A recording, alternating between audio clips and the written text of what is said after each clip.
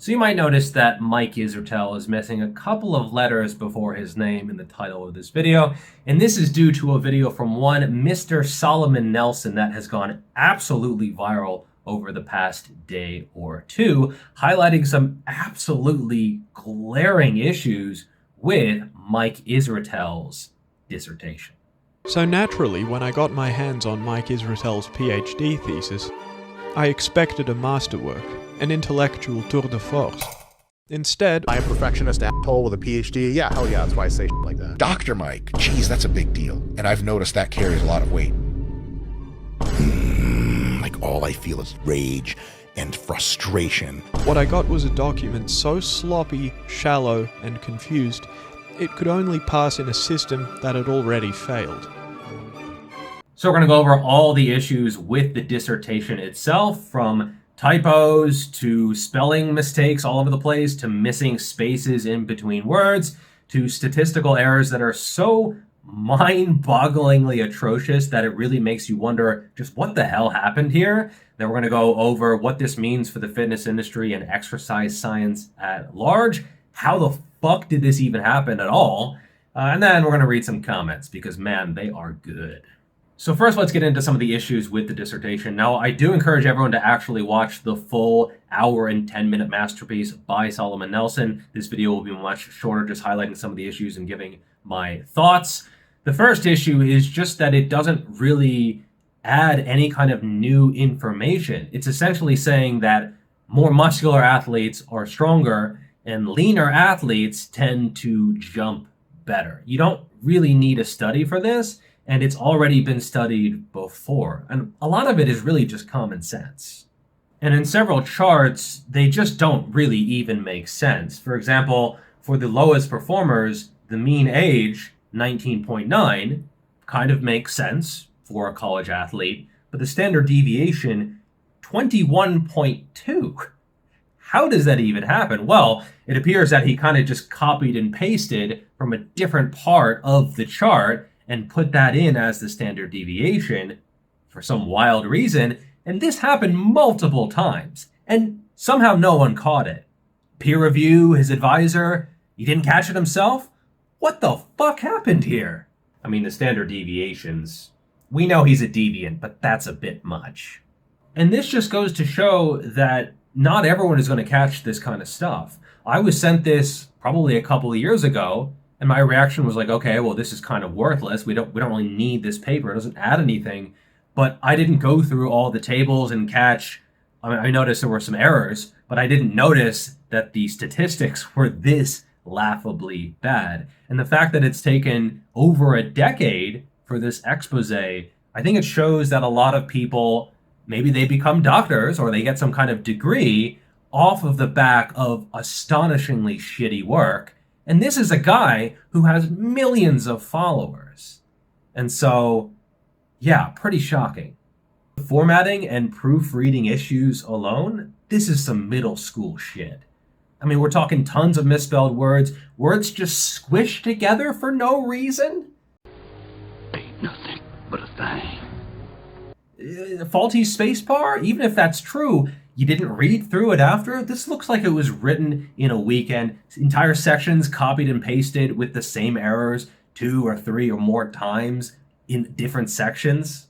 And I remember in high school and college, the bibliography and all that formatting bullshit was my least favorite part of writing. Plot twist, I became a writer later, right? I don't really have to do that. If you're doing your PhD, and it looks like there's just random parentheses and semicolons and apostrophes, and it's just not too standard at all. How did this even get through?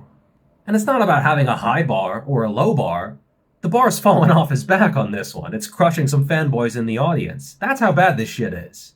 Citations just not saying what they said. And this is a pattern. When I reviewed the RP book, and I thought much more highly of Mike Israetel back then, and so I gave him a lot of leeway, a lot of slack, there were several citations that I looked up, probably the only person who did, and they didn't support what they said.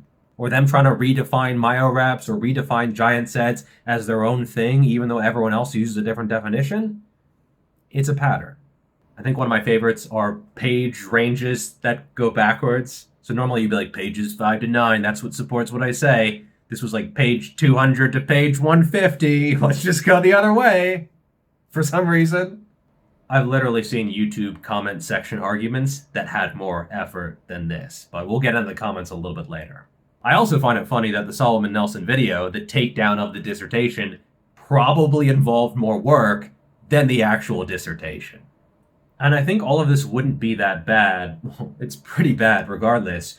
But if he didn't lean on his doctorate every single opportunity, like he is Dr. Mike and he makes sure that everyone knows it at every possible opportunity, the more someone shoves their doctorate down your throat, the more it's a bit of a red flag. For example, in the comment section, someone mentioned that Shaquille O'Neal is a doctor. I had no idea. I had no idea because he doesn't feel the need to mention it every 12 seconds. He brings more to the table than just that. I think it's awesome. I think it's good. And I think some doctors are fantastic sources of information. But when someone is really hammering that point or gets pissed off if you forget to mention they're a doctor or something, just the biggest red flags possible. And I've had interactions with fanboys who are like, well, he's a doctor and you're not a doctor. I think I'll just send them this video from now on. So I might not be a doctor, but I do know a thing or two about hypertrophy, both in coaching myself and coaching other people. So we launched the GVS Hypertrophy app, where you get a custom individualized program totally tailored to yourself and one that coaches you along through the process. I'm also going to be doing a whole bunch of form exercise tutorial videos to help you get the most out of every single exercise that you are doing in your workout program. If you're interested, I will leave a link in the description if you want to check that out. Thank you so much for support, and thank you for everyone who has signed up. So yeah, I'll see you on the other side. It makes everyone look bad. It makes Eastern Tennessee look bad. It makes his advisor look absolutely awful. It makes exercise science as a whole look bad because he's one of the most well-known exercise scientists because he uses that in every title. He has nothing to do with science. Nothing to do with science. And I wish that more people who were actually science-based and I respected would stop collabing with this charlatan and actually start calling him out. Yes, he has a big platform, but it's only because he's willing to do things that actually science-based people are not. Cut the shit and cut out the tumor. Why is it always the non-exercise science people who have to do this? Call out your own. You have the aura of perfectionism without actually doing it. This is the opposite of perfectionism, whatever that is. Let's get into some comments. This makes his advisor and panel look very, very bad, not just Mike. Yeah, how does this happen? How did this slip through the cracks? Did just no one even look at it? It's painfully obvious how bad this is. I like this one. Wow, you just proved Mike's take. I like how no one's calling him Dr. Mike anymore. We're just like, nah, I think we'll pass on that one. You've had your doctorate revoked by the internet with this one, buddy. By the way, you don't legally need to call someone a doctor if they're a doctor, just throwing it out there, as well as morally or ethically in this case. Wow, you just proved Mike's take on 1 year to become an authority in your field. If this is what he sees as authority, then 1 year is indeed enough to become one. Yeah, it's always the ones who talk the most shit about how great they are. Then when you actually look at what they do, whether it's their body of work on stage or whether it's their body of work on paper, kind of shit either way. And he's talked about how hardcore he is and how much willpower and discipline he has. Well, if you have such a high IQ, 160 plus, why did you even go to this university? And was it just because you thought it would be really, really easy and you could just churn whatever bullshit out and get a free doctorate and then go play over on social media and everyone's going to trust you because you have a doctorate and no one's ever going to look into it? Well, someone did. Another comment, it cannot be emphasized enough how disgracefully poor the quality of his PhD is. The fact that Mike, again, not Dr. Mike, proudly pronounces himself as a doctor should be called out and mocked eternally. He's never going to live this down. He's done 3 posts on Instagram, and all the comments were like, are you going to respond? What is there to say? What is he going to say? It's indefensible. Another comment, thank you for shouting out Eric Helms as one of the good ones. And a reply, Eric Helms and Greg Knuckles will be forever goated. Just bringing up Greg since probably included in the video. Yeah, those guys are great. They're fantastic. I do wish that there was a little bit more policing of themselves. You know, you look at Elaine Norton, he'll call out all the low-carb guys, but didn't find this. I mean, come on. You're telling me I could have gotten a PhD by writing a paper that says athletic people are athletic without even grammar or punctuation checking it? Yeah. Maybe this is why Mike loves ChatGPT so much, because it's a better writer than he is. Another comment, a PhD holder's worst nightmare, someone who actually reads it. And yeah, you've heard Mike talk about how he's a doctor. Can you ever recall him going into the details or sharing it publicly? You can see why. This isn't doctor. Yeah, he's got me trained to say doctor because that's how he introduces himself every single video. This isn't Mike's fault. The supervisor didn't apply Mike's tan correctly before Mike submitted his thesis. So where do we go from here? Well, first of all, definitely don't trust someone just because they're a doctor. Mike himself said that he got his doctorate, at least in part, because it carries a lot of weight, especially with people who they aren't really thinking very critically. They just see a couple letters and they're like, oh, yeah. They're enamored with that sense of authority, and these kinds of people are happy to appeal to that. And the more they lean on that doctorate, usually the more full of shit they are.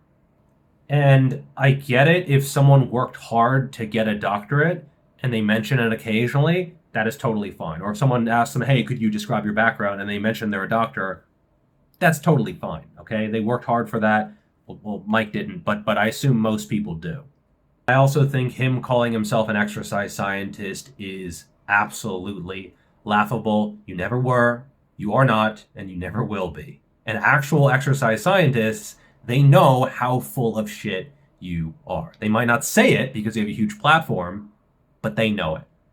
It also makes the entire Eastern Tennessee University look absolutely awful, especially the exercise science program, specifically Mike Stone, the advisor. This is just absolutely damning. And Mike Israetel is a big enough name that is absolutely what this program will be remembered for in perpetuity. And that sucks, but if you're involved with this, you kind of brought it on yourself. And I actually did check, the PhD program requires statistics, ethics, and communication. I suppose you just have to take the classes. You don't have to actually use those. You just, take the class, but don't do them, Now, is this embarrassing for Mike Israetel? Well, maybe. I kind of get the sense, though, he's not really a person who has a sense of shame, is he? Or at least not anymore. Maybe he never had it. Maybe it's just degraded from all the capering on social media. Maybe he feels embarrassed about this. He probably should be, but I'm not sure if he actually is going to be. At a certain point, you're almost too big to fail. Athlete X, fake weights, didn't really impact this. Is he going to address it? I don't know. Should he? I also don't know. It would be entertaining, but I could totally see him just sort of breezing by this. But the people who know. Now, Mike actually had a lot of goodwill in the industry like 4 or 5, 6 years ago, and he's kind of gradually thrown that away through a series of hot takes and hubris in order to get that normie attention span through a bunch of shorts and all that other bullshit. But the real ones, man, his stock value has absolutely plummeted, and, this might be the nail in the coffin. Metaphorically. Hot Takes and Hubris, the Dr. Mike Israetel podcast.